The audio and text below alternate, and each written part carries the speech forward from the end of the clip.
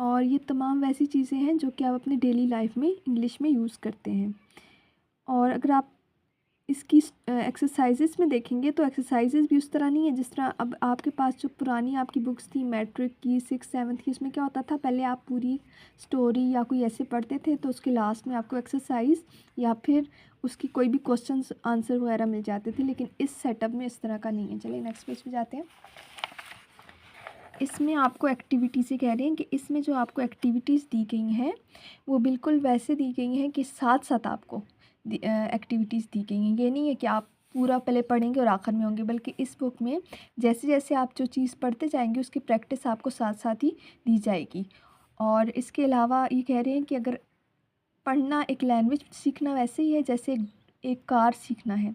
अगर आप एक ड्राइविंग करना एक कार ड्राइव करना सीखना चाहते हैं तो आपको इसके लिए बहुत ज़्यादा प्रैक्टिस की ज़रूरत है।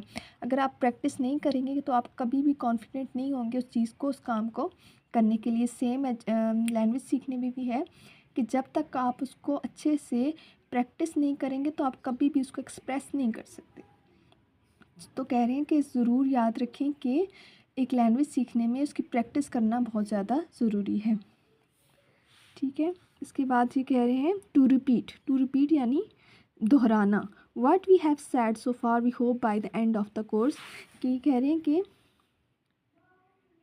हम चाहते हैं कि ये आप पढ़ने के बाद, ये किताब पढ़ने के बाद आपको एक इंग्लिश पे अच्छी कमांड मिल जाए, आप बहुत अच्छा कॉन्फिडेंट फील करें। जब भी आप सिंपल इंग्लिश बोलने लगें तो आप कॉन्फिडेंटली इंग्लिश बोल सकें और आप आसान जो सिंपल क्वेश्चन है इंग्लिश के उनके जवाब देने में बिल्कुल भी कतराएं ना, आप आसानी से उनके जवाब दे सकें। और इसके अलावा आप कोई भी टेक्स्ट, कोई भी जो पैराग्राफ, कोई लफ्ज़ अगर आपके सामने कोई लेटर्स नोट्स वगैरह आए इंग्लिश के तो आप आसानी से उन्हें समझ सकें। ठीक है, नेक्स्ट पेज पे चलते हैं।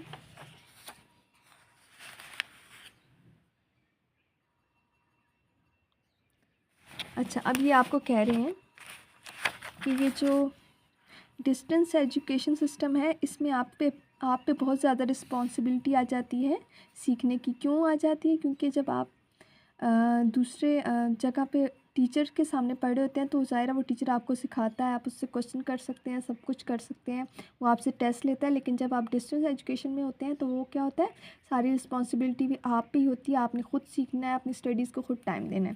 और ये डिफरेंट क्वेश्चन आपसे पूछ रहे हैं, मतलब फ़िलहाल तो ये आपके इसमें नहीं है। For example, do you find the other subjects you are doing this semester interesting, boring और सो ऑन, कि आपने जो इस सेमेस्टर में दूसरे लिए हैं सब्जेक्ट्स वो आपको इंटरेस्टिंग लग रहे हैं, बोरिंग लग रहे हैं। Have you gone through the books of your other courses, आप क्या दूसरी जो आपकी किताबें हैं वो आपने पढ़ना शुरू किए हैं।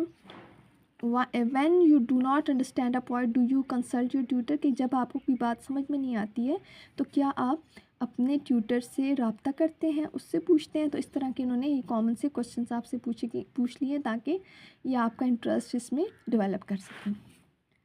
ठीक है, उसके बाद है you may wonder why we ask you whether you take enough rest at night. ये कि अब आपसे कह रहे हैं कि हम आपसे ये क्वेश्चन इसलिए पूछ रहे हैं कि क्या आप रात को अच्छे से सोते हैं, क्योंकि अगर आप अच्छे से सोएंगे नहीं तो कभी भी आप अच्छे से पढ़ नहीं सकेंगे। इसलिए फ्रेश रहना और अपनी स्टडीज़ को टाइम देना, ये दोनों चीज़ें बहुत ज़्यादा ज़रूरी हैं। उसी तरह जैसे उन्होंने ऊपर क्वेश्चन पूछे इसी तरह के सेम क्वेश्चन यहाँ पे पूछ रहे हैं। When you receive your compulsory English book what did you do, कि अगर आपको सबसे पहले जब आपको आपकी इंग्लिश की बुक मिली थी तो आपने सबसे पहले क्या किया था। Kept it somewhere and forget about it, यानी कहीं पे रख के इसको भूल गए थे, या उसको दूसरा ऑप्शन है या आपने इसको रीडिंग स्टार्ट करना शुरू कर दिया था पहले पेज से, या फिर आपने पूरी देखी थी। इस तरह के इन्होंने आपसे क्वेश्चंस पूछे हुए हैं। ठीक है, तो आज हम पेज नंबर 5 तक पढ़ लिया। इंशाल्लाह नेक्स्ट वीडियो में हम इसके बाद आगे के पेजेस के बारे में पढ़ेंगे। आई होप आप लोगों को समझ आई होगी। मेरा भी ये फ़र्स्ट एक्सपीरियंस है। आगे इंशाल्लाह आहिस्ता आहिस्ता मैं भी सीख लूँगी और आप भी सीखेंगे। थैंक यू, अल्लाह हाफ़िज़।